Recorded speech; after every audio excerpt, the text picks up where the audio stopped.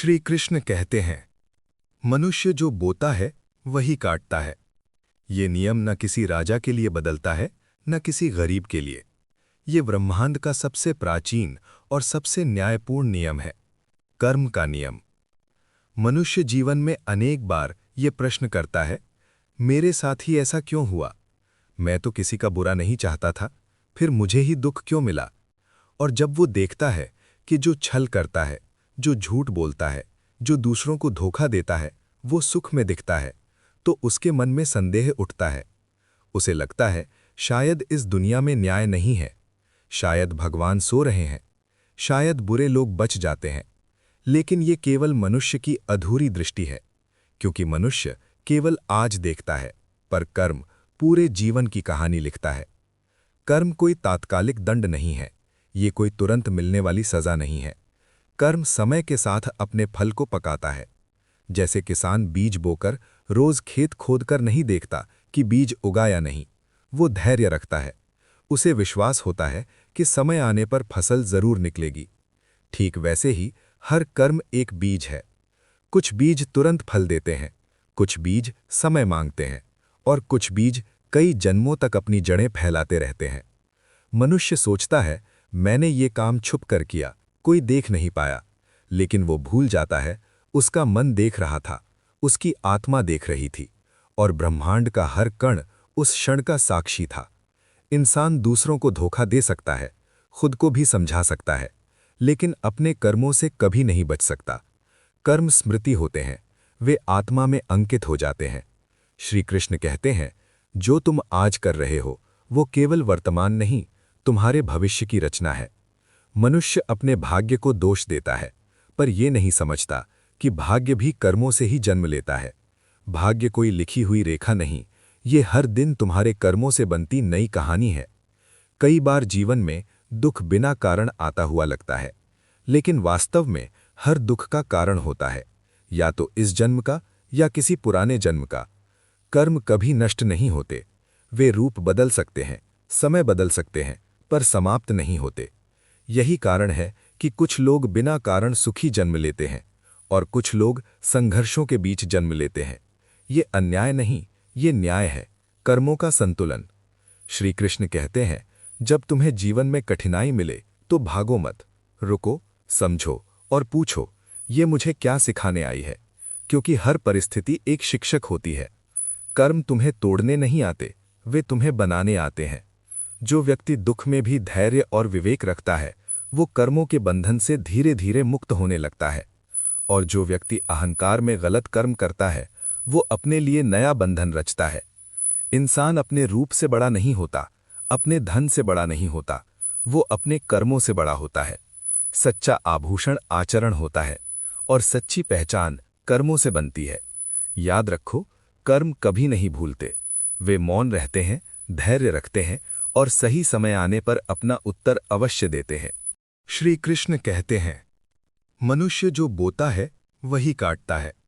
ये नियम न किसी राजा के लिए बदलता है, न किसी गरीब के लिए। ये ब्रह्मांड का सबसे प्राचीन और सबसे न्यायपूर्ण नियम है, कर्म का नियम। मनुष्य जीवन में अनेक बार ये प्रश्न करता है, मेरे साथ ही ऐसा क्यों हुआ? मैं तो किसी का बुरा नहीं चाहता था, फिर मुझे ही दुख क्यों मिला?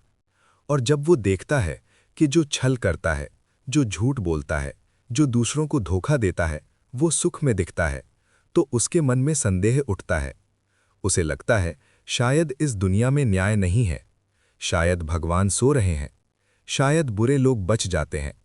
लेकिन ये केवल मनुष्य की अधूरी दृष्टि है, क्योंकि मनुष्य केवल आज देखता है, पर कर्म पूरे जीवन की कहानी लिखता है।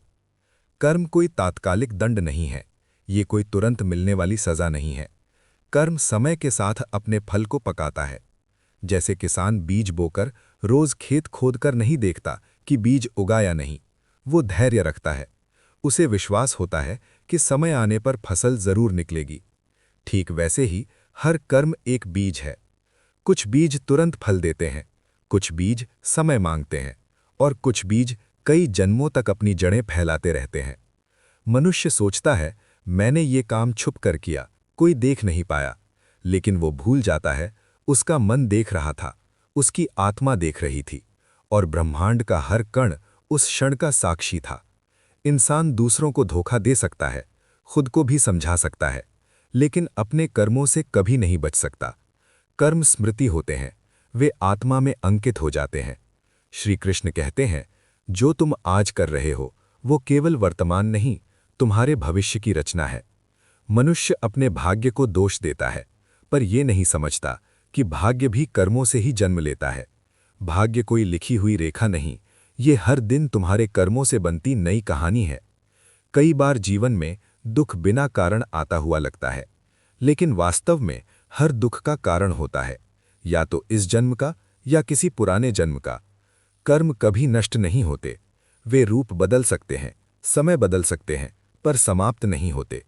यही कारण है कि कुछ लोग बिना कारण सुखी जन्म लेते हैं और कुछ लोग संघर्षों के बीच जन्म लेते हैं। ये अन्याय नहीं, ये न्याय है, कर्मों का संतुलन। श्री कृष्ण कहते हैं, जब तुम्हें जीवन में कठिनाई मिले तो भागो मत, रुको, समझो और पूछो, ये मुझे क्या सिखाने आई है, क्योंकि हर परिस्थिति एक शिक्षक होती है। कर्म तुम्हें तोड़ने नहीं आते, वे तुम्हें बनाने आते हैं। जो व्यक्ति दुख में भी धैर्य और विवेक रखता है, वो कर्मों के बंधन से धीरे धीरे मुक्त होने लगता है। और जो व्यक्ति अहंकार में गलत कर्म करता है, वो अपने लिए नया बंधन रचता है। इंसान अपने रूप से बड़ा नहीं होता, अपने धन से बड़ा नहीं होता, वो अपने कर्मों से बड़ा होता है। सच्चा आभूषण आचरण होता है और सच्ची पहचान कर्मों से बनती है। याद रखो, कर्म कभी नहीं भूलते, वे मौन रहते हैं, धैर्य रखते हैं और सही समय आने पर अपना उत्तर अवश्य देते हैं। श्री कृष्ण कहते हैं, मनुष्य जो बोता है वही काटता है। ये नियम न किसी राजा के लिए बदलता है, न किसी गरीब के लिए। ये ब्रह्मांड का सबसे प्राचीन और सबसे न्यायपूर्ण नियम है, कर्म का नियम। मनुष्य जीवन में अनेक बार ये प्रश्न करता है, मेरे साथ ही ऐसा क्यों हुआ? मैं तो किसी का बुरा नहीं चाहता था, फिर मुझे ही दुख क्यों मिला? और जब वो देखता है कि जो छल करता है, जो झूठ बोलता है, जो दूसरों को धोखा देता है, वो सुख में दिखता है, तो उसके मन में संदेह उठता है।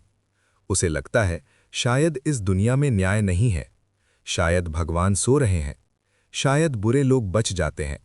लेकिन ये केवल मनुष्य की अधूरी दृष्टि है, क्योंकि मनुष्य केवल आज देखता है, पर कर्म पूरे जीवन की कहानी लिखता है। कर्म कोई तात्कालिक दंड नहीं है, ये कोई तुरंत मिलने वाली सजा नहीं है। कर्म समय के साथ अपने फल को पकाता है। जैसे किसान बीज बोकर रोज खेत खोदकर नहीं देखता कि बीज उगा या नहीं, वो धैर्य रखता है। उसे विश्वास होता है कि समय आने पर फसल जरूर निकलेगी। ठीक वैसे ही हर कर्म एक बीज है। कुछ बीज तुरंत फल देते हैं, कुछ बीज समय मांगते हैं और कुछ बीज कई जन्मों तक अपनी जड़ें फैलाते रहते हैं। मनुष्य सोचता है, मैंने ये काम छुप कर किया, कोई देख नहीं पाया, लेकिन वो भूल जाता है, उसका मन देख रहा था, उसकी आत्मा देख रही थी और ब्रह्मांड का हर कण उस क्षण का साक्षी था। इंसान दूसरों को धोखा दे सकता है, खुद को भी समझा सकता है, लेकिन अपने कर्मों से कभी नहीं बच सकता। कर्म स्मृति होते हैं, वे आत्मा में अंकित हो जाते हैं। श्री कृष्ण कहते हैं, जो तुम आज कर रहे हो वो केवल वर्तमान नहीं, तुम्हारे भविष्य की रचना है। मनुष्य अपने भाग्य को दोष देता है, पर यह नहीं समझता कि भाग्य भी कर्मों से ही जन्म लेता है। भाग्य कोई लिखी हुई रेखा नहीं, ये हर दिन तुम्हारे कर्मों से बनती नई कहानी है। कई बार जीवन में दुख बिना कारण आता हुआ लगता है, लेकिन वास्तव में हर दुख का कारण होता है, या तो इस जन्म का या किसी पुराने जन्म का। कर्म कभी नष्ट नहीं होते, वे रूप बदल सकते हैं, समय बदल सकते हैं, पर समाप्त नहीं होते। यही कारण है कि कुछ लोग बिना कारण सुखी जन्म लेते हैं और कुछ लोग संघर्षों के बीच जन्म लेते हैं। ये अन्याय नहीं, ये न्याय है, कर्मों का संतुलन। श्री कृष्ण कहते हैं, जब तुम्हें जीवन में कठिनाई मिले तो भागो मत, रुको, समझो और पूछो, ये मुझे क्या सिखाने आई है, क्योंकि हर परिस्थिति एक शिक्षक होती है। कर्म तुम्हें तोड़ने नहीं आते, वे तुम्हें बनाने आते हैं। जो व्यक्ति दुख में भी धैर्य और विवेक रखता है, वो कर्मों के बंधन से धीरे धीरे मुक्त होने लगता है। और जो व्यक्ति अहंकार में गलत कर्म करता है, वो अपने लिए नया बंधन रचता है। इंसान अपने रूप से बड़ा नहीं होता, अपने धन से बड़ा नहीं होता, वो अपने कर्मों से बड़ा होता है। सच्चा आभूषण आचरण होता है और सच्ची पहचान कर्मों से बनती है। याद रखो, कर्म कभी नहीं भूलते। वे मौन रहते हैं, धैर्य रखते हैं और सही समय आने पर अपना उत्तर अवश्य देते हैं। मृत्यु से मनुष्य डरता है क्योंकि वह उसे अंत समझता है, लेकिन मृत्यु अंत नहीं, वो केवल एक द्वार है, एक अवस्था से दूसरी अवस्था में प्रवेश। जैसे मनुष्य रात को सोता है और सुबह जागता है, वैसे ही आत्मा एक शरीर छोड़कर दूसरे रूप में जागती है। शरीर थकता है, आत्मा नहीं। शरीर मिट्टी से बना है, आत्मा चेतना से। जब मृत्यु आती है तो शरीर अपने सारे अधिकार छोड़ देता है। आंखें बंद हो जाती हैं, सांस थम जाती है और संसार पीछे रह जाता है, लेकिन आत्मा उस क्षण भी जागृत रहती है। उस समय आत्मा के सामने कोई बाहरी न्यायालय नहीं होता, कोई देवदूत हिसाब लेने नहीं आते। वहां केवल आत्मा और उसके कर्म होते हैं। मृत्यु के क्षण मनुष्य को उसका पूरा जीवन एक झलक में दिखता है, न किसी और के शब्दों से, न किसी आरोप से, बल्कि अपने ही सत्य से। वो देखता है कहाँ उसने किसी को दुख दिया, कहाँ किसी का विश्वास तोड़ा और कहाँ उसने अपने विवेक की आवाज दबाई। और उसी क्षण कर्म भारी या हल्के होते हैं। जो आत्मा पश्चाताप से भरी होती है वो नीचे की ओर खिंची जाती है, और जो आत्मा संतोष और सेवा से भरी होती है वो ऊपर की ओर उठने लगती है। श्री कृष्ण कहते हैं, आत्मा का भार कर्म तय करते हैं, न कि मृत्यु। कई आत्माएं मृत्यु के बाद भी शांत नहीं होती। वे अपनी अधूरी इच्छाओं, अपने अधूरे संबंधों और अपने अधूरे कर्मों से बंधी रहती हैं। इसी बंधन को पुनर्जन्म कहते हैं। पुनर्जन्म कोई सजा नहीं, एक दूसरा अवसर है। अवसर वही पाठ फिर से सीखने का जो पिछले जीवन में अधूरा रह गया था। अगर किसी ने अपने जीवन में क्षमा नहीं सीखी तो उसे क्षमा सिखाने वाला जीवन मिलता है। अगर किसी ने अहंकार से जिया तो उसे विनम्रता का पाठ मिलता है। अगर किसी ने दूसरों को पीड़ा दी तो वो पीड़ा का अर्थ समझने आता है। श्री कृष्ण कहते हैं, जो आत्मा सीखने को तैयार होती है उसे आगे बढ़ाया जाता है, और जो आत्मा इनकार करती है वो उसी चक्र में भटकती रहती है। इसलिए इस जीवन को हल्के में मत लो। ये जीवन सिर्फ जीने के लिए नहीं, सीखने के लिए मिला है। हर रिश्ता, हर पीड़ा, हर सुख कुछ सिखाने आया है। मृत्यु तुम्हें तुम्हारे कर्मों से मिलवाती है और कर्म तुम्हें तुम्हारी अगली यात्रा दिखाते हैं। जो व्यक्ति आज अपने कर्मों को साफ कर लेता है वो मृत्यु से नहीं डरता, क्योंकि उसे पता होता है वो जहां जाएगा अपने बोझ के साथ नहीं, अपने प्रकाश के साथ जाएगा। श्री कृष्ण कहते हैं, मृत्यु से मत डरो, गलत कर्म से डरो, क्योंकि मृत्यु तो केवल दरवाजा है, पर कर्म तुम्हारी दिशा तय करते हैं। मृत्यु केवल शरीर की समाप्ति है, आत्मा की नहीं। शरीर मिट्टी में मिल जाता है, लेकिन आत्मा अमर है, शाश्वत, अटल और साक्षी। जब मनुष्य अंतिम सांस लेता है उस क्षण आत्मा के साथ तीन ही चीजें जाती हैं, कर्म, संस्कार और चेतना की अवस्था। न धन जाता है, न रिश्ते, न नाम, न पद। जो जीवन भर मेरा था, मृत्यु के क्षण पर मेरा नहीं रहता। आत्मा उस समय वैसी ही होती है जैसी हमने जीवन भर उसे बनाया। 1. कर्म, आत्मा का वास्तविक बोझ। हर कर्म, चाहे छोटा हो या बड़ा, आत्मा पर अंकित हो जाता है। हम जो सोचते हैं, बोलते हैं और करते हैं वही कर्म बनता है। जो कर्म प्रेम से किए गए वे आत्मा को हल्का बनाते हैं। जो कर्म स्वार्थ, घृणा और अहंकार से किए गए वे आत्मा को भारी कर देते हैं। मृत्यु के बाद आत्मा को कोई दंड नहीं देता, आत्मा स्वयं अपने कर्मों का फल भोगती है। 2. संस्कार, पिछले जन्मों की छाप। संस्कार वे स्मृतियां हैं जो हमें याद नहीं होती लेकिन हमें संचालित करती हैं। किसी को बचपन से ही दया आती है, किसी को बिना कारण क्रोध, किसी को ईश्वर की ओर खिंचाव होता है, तो कोई केवल भौतिक सुखों में उलझा रहता है। ये सब पिछले जन्मों के कर्मों और संस्कारों की छाया है। 3. मृत्यु के समय की चेतना। जिस अवस्था में मनुष्य मृत्यु को प्राप्त होता है वही अगला जन्म तय करती है। जो व्यक्ति मृत्यु के समय भय में है वह निम्न चेतना में जाता है। क्रोध में है, उसे संघर्ष में जीवन मिलता है। आसक्ति में है, वह उन्हीं बंधनों में जन्म लेता है। शांति और भक्ति में है तो वह ऊंचे लोक या मुक्ति पथ की ओर बढ़ता है। इसीलिए कहा गया है कि जैसा जीवन वैसी मृत्यु, और जैसी मृत्यु वैसा पुनर्जन्म। 4. पश्चाताप और क्षमा का महत्व। जो व्यक्ति जीवन में अपने कर्मों पर पश्चाताप करता है, वह आत्मा के बोझ को हल्का कर लेता है। क्षमा मांगना कमजोरी नहीं, ये आत्मा की सफाई है। जो माफ करता है वह मुक्त होता है, जो बदला पालता है वह बंधन में रहता है। 5. आत्मा का अगला पड़ाव। मृत्यु के बाद आत्मा किसी अंधेरे में नहीं भटकती, वह एक सूक्ष्म यात्रा पर जाती है, जहां उसके कर्मों का मूल्यांकन होता है, बिना न्यायाधीश, बिना सजा। आत्मा स्वयं देखती है कि मैंने क्या किया और क्यों किया। यहीं से अगला जन्म, परिस्थितियां और संघर्ष तय होते हैं। 6. ये ज्ञान डराने के लिए नहीं, बल्कि जिम्मेदारी सिखाने के लिए है। यदि आज जीवन में दुख है तो समझो आत्मा कुछ सीखना चाहती है। यदि आज सुख है तो समझो आत्मा ने पहले अच्छे कर्म किए हैं। 7. अभी भी समय है। जब तक सांस है तब तक सुधार संभव है। कोई कर्म इतना भारी नहीं जिसे पश्चाताप और भक्ति हल्का न कर सके।